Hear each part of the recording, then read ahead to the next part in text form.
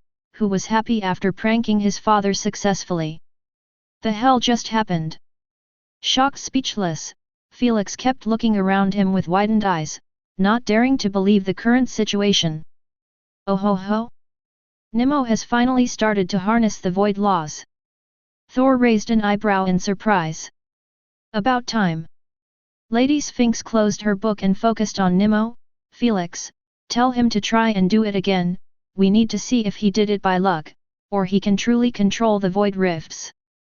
Nimmo, can you do it again? Felix asked while rubbing Nimmo. Eeeeeeee. Thinking that he must have liked it, Nimmo nodded his head excitedly and started sprinting towards the wall this time. The moment he was about to collide, he entered a void rift and exited from another at the back. Eeeeeeee. Nimmo gave him an eager look, implying that he could do it again if Felix asked. Can you do it without running? Felix looked at him in anticipation. Eeeeeeee. Nimmo titled his head in confusion.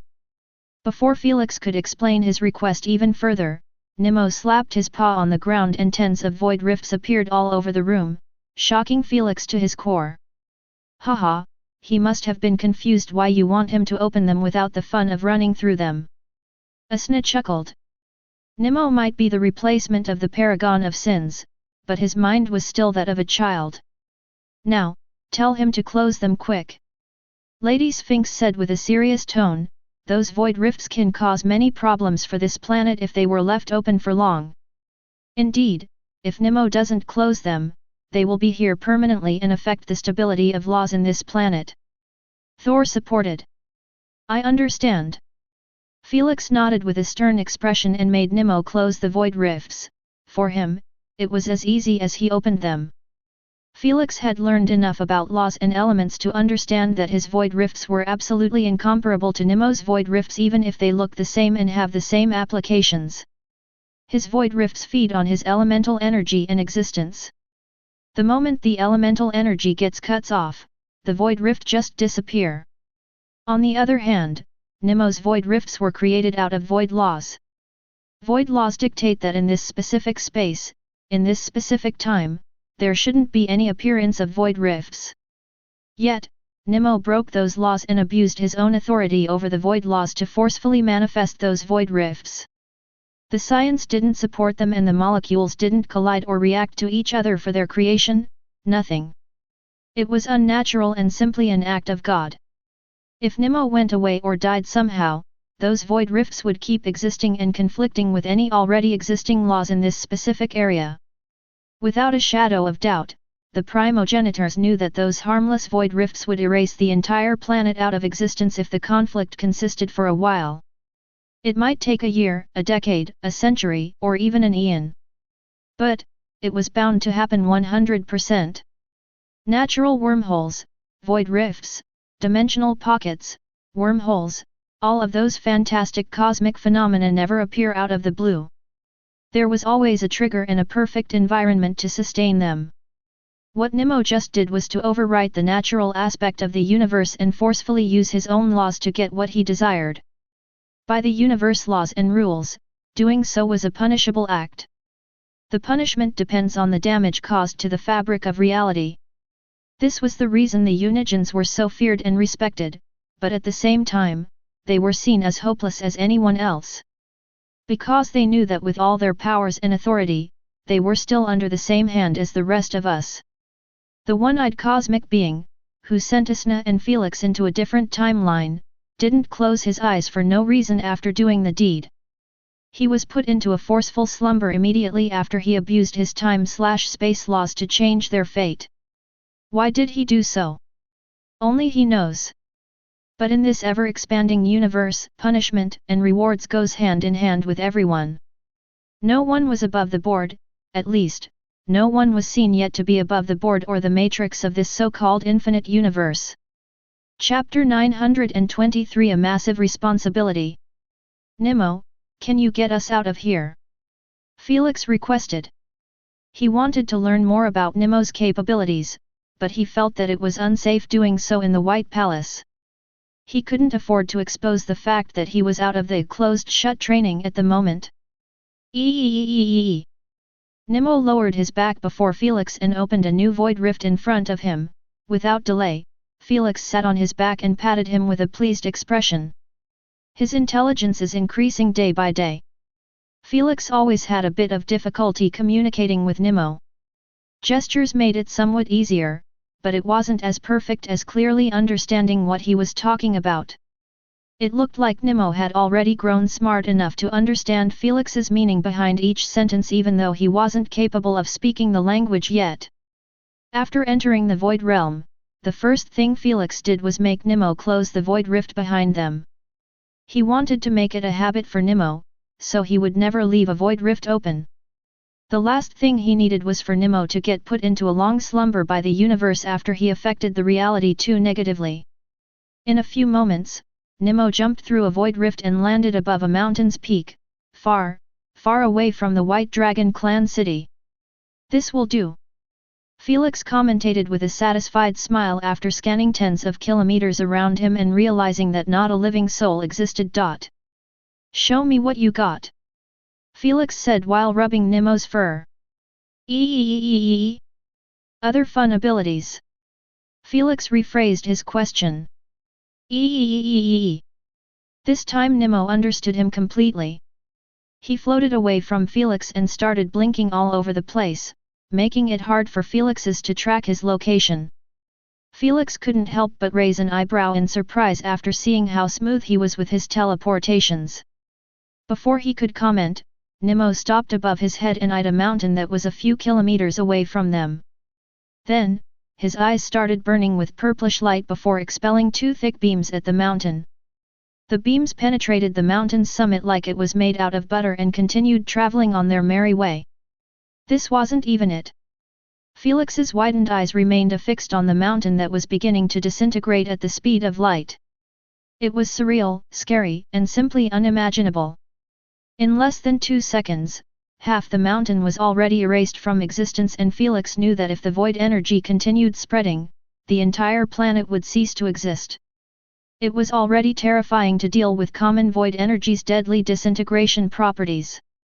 As for void laws? As one of the highest laws in the universe, nothing could stop it besides those with proper tools like the Space/Time Guardian, the Paragon of Sins, and the culprit Nimmo. Yet Nimmo blinked next to Felix and started wagging his tail in eagerness, waiting for his compliment. He is really too naive to understand how dangerous his abilities are. Lady Sphinx frowned. You better teach him properly. Otherwise, he will end up learning from long slumbers after he destroys planets or entire galaxies. Dear Almighty! Felix gulped a mouthful as he patted Nimmo in the head. Only after seeing Nimmo's destructiveness did it finally click in Felix's mind that he was the father of one of the most dangerous beings in the entire universe. He was literally responsible for Nimmo's actions and upbringing. The fact that Nimmo had just copied Felix's void abilities instead of inventing new ones was enough proof. He saw him as his father and idol, making him try to copy anything he did. If I don't keep him on the right path, he might really end up bringing ruination to many civilizations and receive correspondent punishments from the universe. Felix thought, feeling somewhat pressured. It was already pressuring enough to teach a normal child morals and such, don't even mention this living weapon. If he stayed in the void realm after his birth, I believe that he would have gained enough intellect and understanding of his existence and duty. Asna reasoned, but now that he is exposed to the matter universe from the get-go, it's not so simple. Exactly. Lady Sphinx agreed. The universe had given birth to Nimmo to replace the currently slumbering Paragon of Sins. He was born at the core of the void realm, making him receive the purest void energy to sustain his growth. If Nimmo hatched and remained there without a single contact with the outside world, there was simply no way he would be able to get out of the void realm. After all, he might harness the void laws, but he was too young to have an understanding of many dimensions overlapping with each other. So, he would never be able to open a void rift and exit his realm. During that period, he would keep eating pure void energy and grow at an unimaginable speed until the day he was old enough to unlock his cognitive reasoning and stop seeing the world in white and black. Asna believed that the moment he gained the same intellect as a normal human being, he would unlock the memories correspondent to his duties as the new guardian of void and 7 sins. By then, Nimmo would understand what he had to do next and wouldn't be a dangerous individual to the matter universe or such. At least, this was her understanding of the programmatic thinking of the universe. I really want to know, who was able to get Nimmo out of the void realm? Thor sighed, no one could cause such a massive diversion in the universe's planning. If the Paragon of Sins wasn't already on slumber, he would have already been his first choice. This doesn't matter at the moment. Lady Sphinx warned while glancing at the completely deleted mountain, tell him to clear up his mess before he erases the planet. The moment Felix glanced at the non-existing mountain, he swiftly jumped on Nimmo's back and made him blink there. Nimmo blinked once and appeared above a terrifying vast purplish lake that was devouring everything it touched at a rapid pace.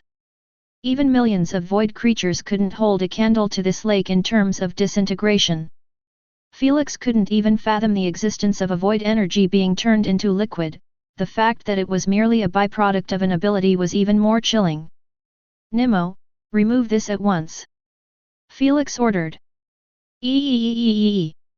Obedient as always, Nimmo did as he was told. He simply needed to glance at the void lake before it started to twist and wrap around. In less than a split second, not a single drop was left behind.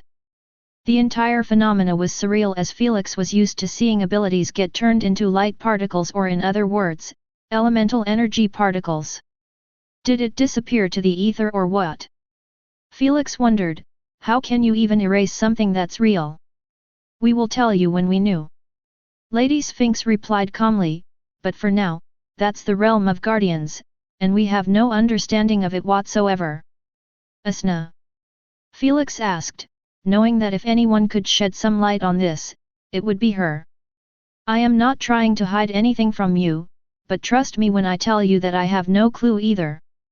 Asna smiled wryly, I was imprisoned too young to learn anything of value about the mysteries of the laws. I see. Felix believed that Asna was being honest. If she wanted to withdraw information from him, she would simply tell him to his face that he refused to answer.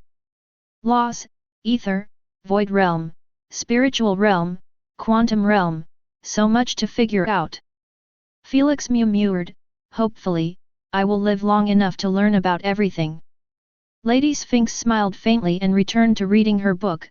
She was alive for billions of years, and she had yet to even learn about 20% of the universe. For Felix take initiative in the exploration of the universal mystics truly warmed her heart. In a few hours, Felix and Nimmo had returned to the first mountain. Felix had taken teaching Nimmo as serious as possible. He understood that the only way for Nimmo to learn was by experience. So, he took him to the UVR with him in the past hours and made him destroy such as much as possible with his void abilities. Then, he made him clean up his mess after each void attack until it was implemented into him. At the end of training, Nimmo would close void rifts or deal with the remaining void energy as fast as possible without needing Felix to tell him to. This was only possible because Nimmo's high intelligence. As for attacking others preemptively or such, Felix knew that would take more time to clear out. For now, it was time to get back to cooking the dragon's meat. Chapter 924 Green Lavender Dragon Heart Stew. Just to be extra safe, Felix entered one of the many caves on the mountain and closed the entrance by blowing it off. Then, he walked as deep as his feet could take him. Here will do.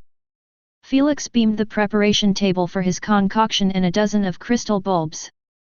He affixed them on the cave's walls, turning the entire place as bright as daylight. Then, he beamed other cooking tools and the required ingredients. Knowing that heat was important to pull off the cooking recipes perfectly, Felix didn't start a fire with wood. He beamed the circular oven used for his potion making since it allowed him to control fire by single degrees. So, what are you making, Chef Felix? Asna teased. Green lavender dragon heart stew.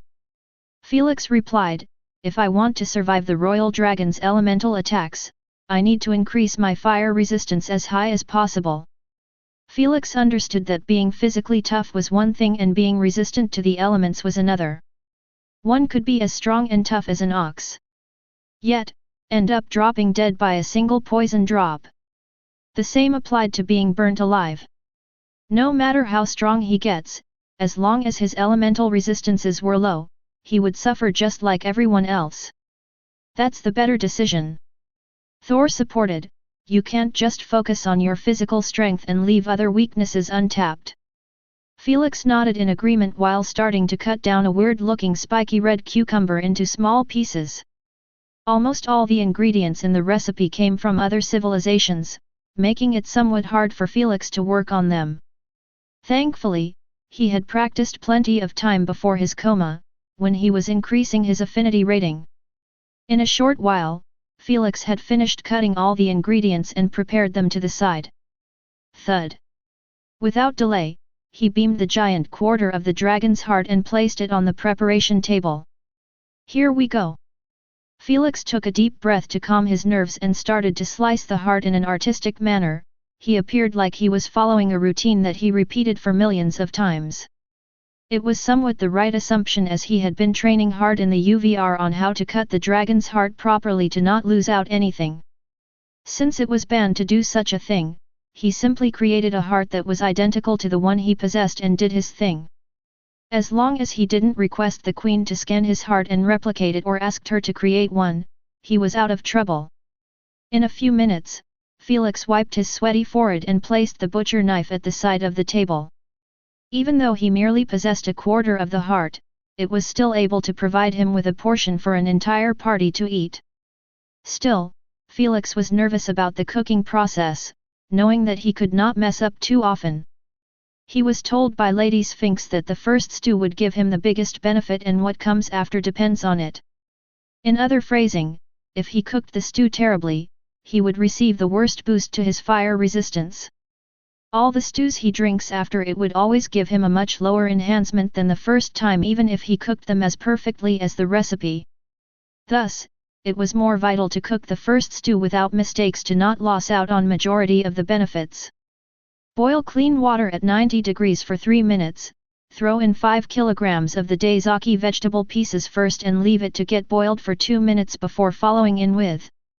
Felix kept murmuring the exact steps in the recipe and following them rigidly. Because of his potion mastery, he was extremely meticulous, making him avoid even the small mistakes. After placing all the ingredients inside, Felix closed the pot lid and picked 4 big portions of the heart's meat. Then, he diced it until they were as small as meatballs. He waited 10 minutes exactly before opening the lid and pushing them inside. Next, he closed the lid shut and wiped his sweaty forehead. Now, we wait. Knowing that the duration to cook the dragon's heart was going to take 4 hours, Felix sat a bit further from the pot and started practicing his poison conversion technique in silence. Before long, the 4 hours training session concluded and Felix returned to the pot with his eyebrows raised in surprise. Even though the pot was closed shut, the fragrance it kept on releasing was truly mouth-watering. "It's ready," Lady Sphinx informed casually. As the creator of those recipes, Felix didn't dare to doubt her words. He swiftly picked up the pot from the oven and placed it on the table. Without delay, he picked the lid and was met with a burst of fragrant steam, making him take it all in with an euphoric expression. "Make sure to eat the whole thing as fast as possible," Lady Sphinx advised. "Your body will start heating rapidly until it becomes unbearable for you to even drink another spoon." "Understood," Felix responded with a serious tone. "I will give you the next," Felix promised Nemo after seeing him salivating while smelling such delicious fragrant. Without further delay, Felix beamed all the remaining materials inside his spatial card and picked up the stew pot. It was big enough to feed an entire camp of soldiers, making it seem impossible for Felix to handle the whole thing. But Felix had a cheat code that enabled him to eat it entirely.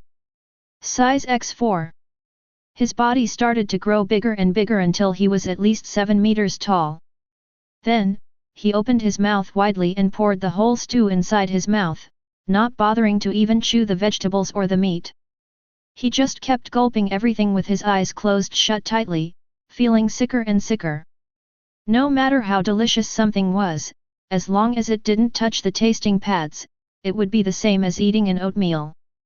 Sure, the stew soup was delicious, but he wasn't given time to even appreciate it. In a few moments at best, Felix emptied the entire pot in his stomach and placed it back on the table. "I feel like I have sinned." Felix sighed with a frustrated expression after he was hit with multiple amazing flavors in his mouth. Before he could regret this barbaric approach, his body started to get heated up akin to a furnace. Expecting this much, Felix swiftly sat on the ground and removed his stretched-out nanobot clothes. This freed his skin and made him see that he was indeed turning hotter and redder.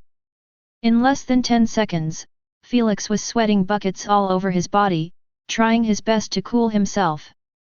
Alas, those drops of sweat get turned into steam the moment they exit his pores, making him resemble Luffy in his second gear. "So f***ing hot, is this normal?" Felix frowned while toughening through the heat, feeling like he was sitting above a grill right on top of lava river. "The hotter your body gets, the better your fire resistance will be boosted," Lady Sphinx replied, "so, you should pray for it to get even hotter." Upon hearing so, Felix stopped b***ing around and began hoping for the heat to kick it up a notch. Without needing to wish for it, the heat kept on raising and raising until steam filled up the entire cave. Because of Felix's current giant size, it was to be expected the quantity would increase. He couldn't even reduce his size unless he wanted his stomach to literally explode on him. After all, he had eaten 10 times more than what his usual stomach was capable of. So hot, I feel like I am being cooked alive. Felix gritted his teeth and kept his eyes shut, knowing that they would get dried out the moment he opens them. Keep it up, the process will last for a mere couple of hours. Lady Sphinx informed. If it were any other person, he would have been put into despair the moment he heard about the duration, but not Felix. He had gone through so much pain in almost every opportunity he received to gain stronger. If he still couldn't understand that in this universe, shortcuts were accompanied by a price that was hard for anyone to pay. If Felix decided to increase his fire resistance the known and normal way, he would need to have fire affinity and start living in the hottest environments until the day he would be completely immune to fire or heat. But this path wasn't taken by almost anyone, even though it was common knowledge. That's because it was hard and torturous. The worst part? It would take a very, very long time to increase one's fire resistance in this manner. We are talking about centuries to 100,000 years, if not more. Not everyone was willing to sacrifice their entire lives for the sake of chasing an elemental immunity. So, there was simply no way that the universe would allow anyone to increase his elemental resistance so high by simply eating a freaking stew and go unpunished. Chapter 925 The Earthling Team's Rise. After a grueling long 4 hours, the heat had finally started to cool off in the cave. Felix had literally turned the cave into a sauna, where no one would dare to step inside unless he was confident in his skin not melting down. Now, he could be seen still sitting in a meditation position with his eyes closed shut. The only difference was that he was as serene as the ocean even though his skin was still red. He was like this because of his new fire resistance being pushed far up, making it impossible for such a level of heat to affect him. A few moments later, Felix opened his eyes after realizing that his body had returned to its natural temperature. "Master, what do you think?" Felix inquired immediately. "Did I take full advantage of the heart?" Felix could feel that his resistance to fire had increased drastically, but he had no idea if this was the limit or not. "I would say pretty close." Lady Sphinx replied, "Continue taking the stew until you finish everything you have. The next ones might not provide such a noticeable massive enhancement, but it was better than nothing." "Will do." Felix nodded in agreement as he reduced his size back to normal. Now that he was at the 4th stage of replacement and close to mastering the subconsciousness conversion technique, Felix's elemental tank enabled him to remain as an 8-meter giant or even bigger for as long as he desired. "Let's first test out my improvement," Felix said while standing before the oven. He turned it on and placed his hand on it. Absolutely no sensation or reaction from Felix. He increased the temperature to 1000 degrees Celsius, still nothing. 1500 degrees Celsius, 2000 degrees C, 2500 degrees C, 2700 degrees C. Only after reaching touching the temperature required to boil gold did Felix started to feel his skin get ticklish. It might look impressive and insane to be this much resistant to fire, but Felix wasn't yet satisfied with his results. He understood that the temperature of sacred flames fired by the red dragons were capable of melting even diamonds without condensing it. In other words, the lowest temperature they could emit was higher than 35-50 degrees Celsius. As for the royal dragons, it wasn't as high as them since it was the same sacred fire. However, adding the attributes to the mix made it even worse to deal with. "I need to cook more."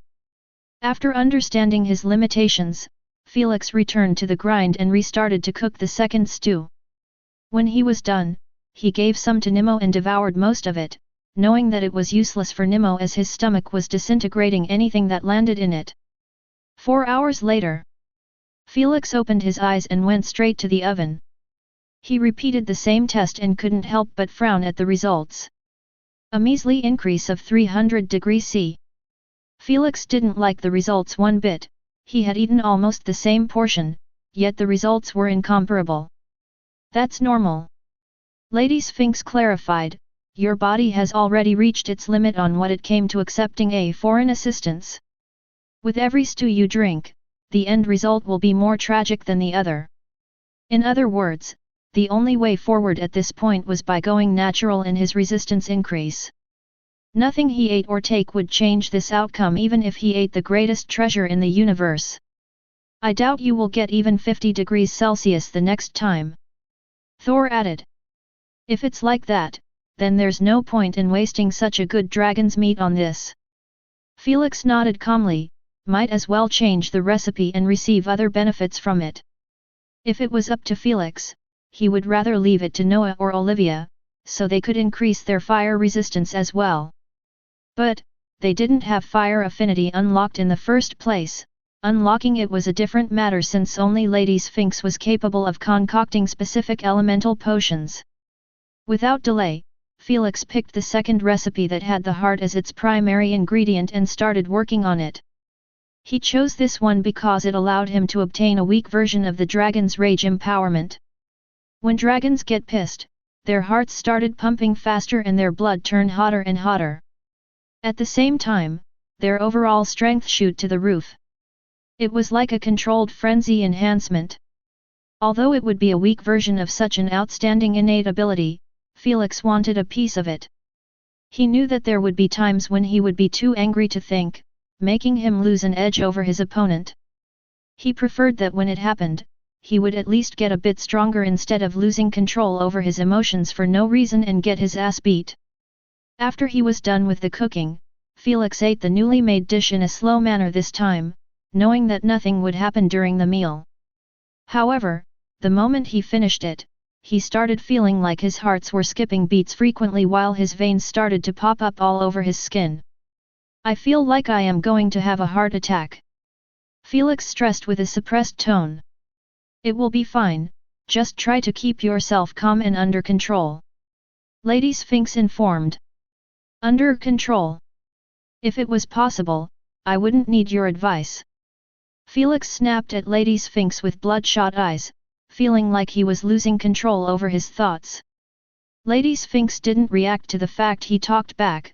She knew that he was being consumed by anger and would lash out at anyone unconditionally. Knowing so, no one spoke, leaving Felix to appease his anger on his own. Felix held his head tightly and closed his eyes shut, knowing that he would end up destroying the whole mountain if he didn't contain his urge to break *T up. He could feel that his strength had been boosted significantly, but he wasn't happy about it one bit. What's the point of strength if the mind was absent? Fortunately for him, his agitation and anger didn't last for long.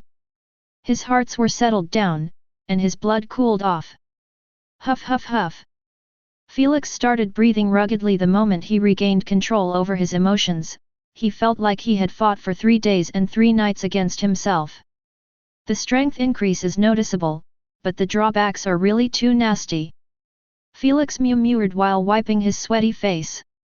Only now did Felix truly understood why dragons prefer keeping their sanity while fighting, even though they knew that anger was beneficial to them. It was an uncomfortable experience that should be gone through only when it was the last option. Hopefully, I never get angered to the point I lose control. Felix wished while beaming the table and oven in his spatial card. You're stopping? Asna asked. It's enough for today. Felix nodded. I will carry on tomorrow. Now that he had finished all the heart portions, he intended to move to the other body parts. Unlike the heart, most of the recipes for those body parts offer just strength enhancement. Knowing that his first enhancement was going to be the highest, he preferred cooking while he was at his calmest. After what just happened, he wasn't feeling it at all. A week later, Felix had returned to his room in the White Palace without anyone catching wind of his absence. It took him 7 days to finish all the dragon's body parts and receive the greatest benefits from them. His physical strength got boosted by more than 15,000 bloodline force after consuming more than 10 dishes and emptying his stock. It was a sizable one-time enhancement, considering that he would never receive it from eating dragon's meat anymore. The only reason he was capable of getting this much enhancement out of the dishes wasn't solely due to the recipes. But also, his current physical strength already exceeding 100,000 bloodline force. It enabled his body to truly absorb all the benefits from those dishes unlike others. If it wasn't for so, Felix would have eaten them before he entered the fourth stage of replacement. Felix didn't even leave the bones alone as he had made a dragon bone broth and drank it. The broth helped him increase his bones' density, making them tougher than steel. I have to take a quick bath to remove the smell from me. Felix got nude as he walked to the bathroom. It was time to emerge from closed training. He didn't dare to meet Anastasia and other elders without completely erasing any trace of him cooking a dragon's meat. As he was lying on the bathtub a bit uncomfortably due to his crystallized backpack, Felix opened his communications and checked on his inbox. As he anticipated, nothing much changed in the past 2 years and a half. His grandfather business was still raising, the Federation kept adding new kingdoms and backgrounds within their alliance, and his disappearance from the SG platform had risen some dissatisfaction within his fan base. The only thing that surprised him was his Earthling team's new ranking. They really reached the Platinum rank and entered Universal Planetary Games. Felix scratched his cheek. Looks like Noah is dominating the planetary platform with his new strength.